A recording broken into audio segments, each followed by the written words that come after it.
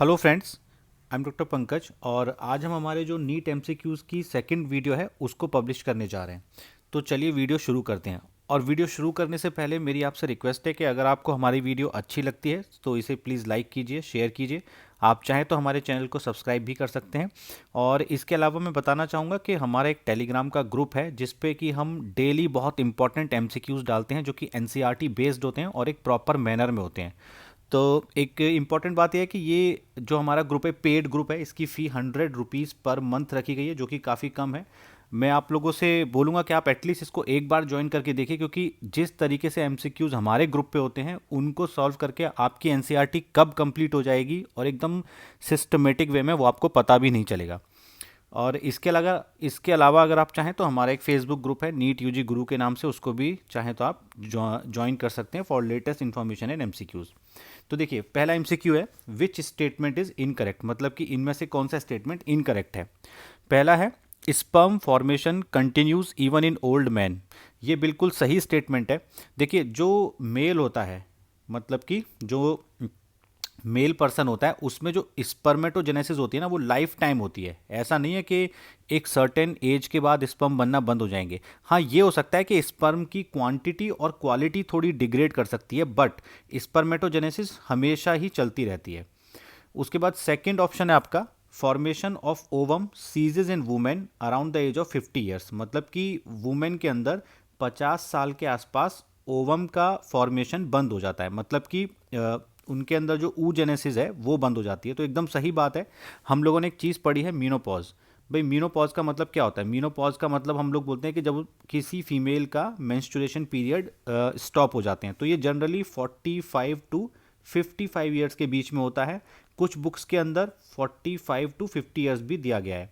तो इसका मतलब ये होता है कि इस एज ग्रुप में आके वो जो फीमेल होती है उनके अंदर जो ओवुलेशन होता है, वो बंद हो जाता है।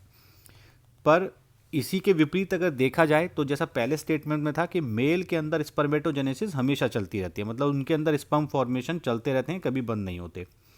नेक्स्ट स्टेटमेंट है there is no difference between the reproductive event in the male and female. देखिए, ये जो ऑप्शन एकदम गलत है, क्योंकि मेल और फीमेल के जो रिप्रोडक्टिव इवेंट्स होते हैं उनमें काफ़ी डिफरेंस होता है। अगर आप एनसीईआरटी को ढंग से पढ़ेंगे तो आपको पता लग जाएगा कि वो डिफरेंसेस क्या हैं। फीमेल के अंदर ऊजेनेसिस किस तरीके से होती है, मेल के अंदर स्पर्मेटोजेनेसिस होती है, तो दोनों ही चीज़ें डिफरेंट हैं। और भी बहुत सारी चीज़ें वो आपको डिटेल में जब आप थ्योरी पढ़ेंगे तो आपको पता लग जाएगी। तो ये स्टेटमेंट जो सी है वो रॉन्ग है और यही इसका आंसर है, क्योंकि ये इनकरेक्ट स्टेटमेंट है। अच्छा, हम चौथा स्टेटमेंट देख लेते हैं। Delivery of baby is called parturition. ये एकदम सही बात है। जब एक बच्चा माँ के अंदर होता है, जो फीटस होता है, जब 9 महीने बाद वो एकदम मैच्योर हो जाता है तो बच्चे का बर्थ होता है। और जो बर्थ होता है उसमें क्या होता है कि जो आपकी जो रिप्रोडक्टिव जो कैनाल होती है, जिसमें कि आपका सर्विक्स हो गया, वेजाइना हो गई, तो उससे जब बच्चा बाहर निकलता है तो उसी को बोलते हैं, उस प्रोसेस को बोलते हैं पार्चुरेशन। तो एकदम सही बात है। तो इस क्वेश्चन का आंसर है सी। सी गलत स्टेटमेंट है। नेक्स्ट क्वेश्चन है आपका the scrotum helps in maintaining the, मतलब कि स्क्रोटम किस चीज़ में हेल्प करता है। तो पहला ऑप्शन है high temperature of the testis. नहीं, ये गलत बात है। जो स्क्रोटम होता है उसमें तो टेम्परेचर जो बॉडी होती है उससे कम रहता है, तो ये ऑप्शन तो गलत है, ये सही नहीं है। नेक्स्ट देखते हैं लो टेम्परेचर ऑफ द टेस्टिस। ये बिल्कुल सही बात है कि जो स्क्रोटम होता है वो हेल्प करता है कि देखिए, स्क्रोटम के अंदर क्या होता है, स्क्रोटम के अंदर होते हैं आपके टेस्टिस। तो वो स्क्रोटम में इसलिए रहते हैं क्योंकि एब्डोमिनल कैविटी के बाहर रहते हैं। एब्डोमिनल कैविटी के अंदर टेम्परेचर ज़्यादा रहता है और स्क्रोटम के अंदर टेम्परेचर लोअर रहता है, तो इसलिए लो टेम्परेचर ऑफ द बॉडी, ये सही स्टेटमेंट है। तीसरा स्टेटमेंट है extremely low temperature of the body. देखिए, ये ठीक नहीं है। स्क्रोटम जो होता है लो टेम्परेचर तो मेंटेन करता है टेस्टिस का, बट एक्सट्रीमली लो नहीं करता है। तो अगर इस एमसीक्यू को देखें तो कुछ बच्चों को इसमें डाउट हो सकता है ऑप्शन बी और सी में, क्योंकि एक बोल रहा है लो टेम्परेचर, दूसरा बोल रहा है एक्सट्रीमली लो। बट आप ये बात ध्यान रखें कि एक्सट्रीमली लो टेम्परेचर नहीं होता है, लो टेम्परेचर होता है। चौथा है एक्सट्रीमली हाई टेम्परेचर। तो हाई तो हमने पहले ही बोल दिया कि हाई टेम्परेचर की तो बात ही नहीं, तो ये तो ऑप्शन रॉन्ग है। तो यहाँ पे इस क्वेश्चन का जो आंसर होगा वो होगा option number B, low temperature of the testis. अब नेक्स्ट क्वेश्चन देखते हैं। टेम्परेचर इनसाइड स्क्रोटम इज, मतलब कि स्क्रोटम के अंदर टेम्परेचर कितना रहता है। ऑप्शन वन है 5 to 6 degree Celsius lower than the normal internal body temperature. देखिए, ये गलत है, इतना नहीं होता है। नेक्स्ट ऑप्शन है 8 to 9 degree Celsius lower than the normal internal body temperature, मतलब कि जो नॉर्मल इंटरनल बॉडी टेम्परेचर है उससे 8 से 9 डिग्री सेल्सियस कम रहता है। ये भी गलत है, इतना नहीं होता है। उसके बाद थर्ड ऑप्शन है 2 to 2.5 degree Celsius lower than the normal internal body temperature, ये एकदम सही ऑप्शन है। और अगर आप लोग एनसीईआरटी को डिटेल में पढ़ेंगे अच्छे से या किसी और भी बुक को पढ़ेंगे तो यही ऑप्शन उसमें दिया हुआ है, यही ये थ्योरी में लिखा हुआ है कि जो स्क्रोटम होता है उसके अंदर जो टेम्परेचर होता है वो इंटरनल बॉडी टेम्परेचर से 2 to 2.5 डिग्री सेल्सियस कम होता है। ठीक है, और चौथा ऑप्शन है नन, तो इसकी तो बात ही नहीं करेंगे क्योंकि ये तो कोई बात ही नहीं, हमें आंसर पहले ही मिल चुका है, C option is the answer. Next है why there is low temperature inside the scrotum as compare to normal internal body temperature. तो भाई इस क्वेश्चन में पूछा जा रहा है कि स्क्रोटम के अंदर हम लोग जानते हैं कि लो टेम्परेचर होता है in comparison to internal body temperature, तो ऐसा क्यों होता है, इसका रीजन क्या है, क्यों ये लो टेम्परेचर चाहिए होता है। तो पहला ऑप्शन है it is necessary for oogenesis, ये तो एकदम ही गलत ऑप्शन है क्योंकि स्क्रोटम के अंदर क्या होती है स्पर्मेटोजेनेसिस, oogenesis तो फीमेल के अंदर होती है, तो ये ऑप्शन तो एकदम काट दीजिए, एकदम गलत है। नेक्स्ट ऑप्शन है it is necessary for survival of the testis. अगर आप लोग अच्छे से थ्योरी पढ़ेंगे तो आपको पता लगेगा ये तो बिल्कुल भी ठीक नहीं है, ऐसा किसी किताब में नहीं लिखा कि ये टेस्टिस के सर्वाइवर के लिए इंपॉर्टेंट चीज़ है। नेक्स्ट ऑप्शन है आपका, तो ये ऑप्शन भी गया। उसके बाद नेक्स्ट ऑप्शन है it is necessary for proper function of the prostate gland, तो ऐसा भी कहीं नहीं है कि प्रोस्टेट ग्लैंड के प्रॉपर फंक्शन के लिए लोअर टेम्परेचर चाहिए। ओके, नेक्स्ट आखिरी ऑप्शन पढ़ते हैं it is necessary for spermatogenesis. Yes, ये करेक्ट आंसर है।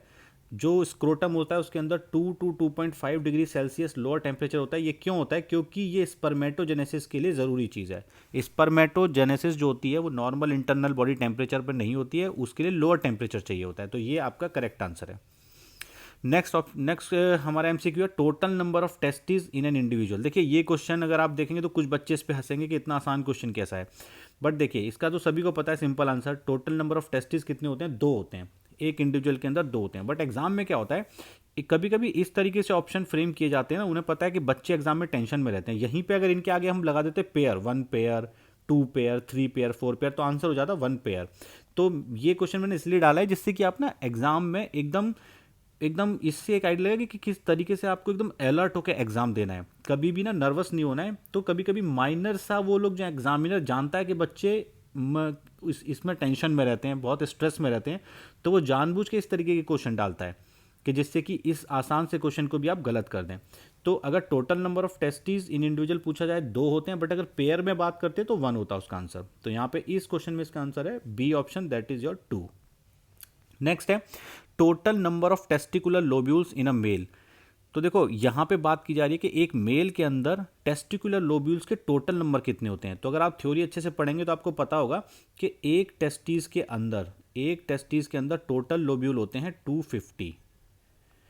तो यहाँ इस क्वेश्चन में पूछा गया है total number of testicular lobule in a male, एक मेल के अंदर कितने होते हैं। तो एक मेल में कितने टेस्टिस होते हैं, 2 टेस्टिस होते हैं।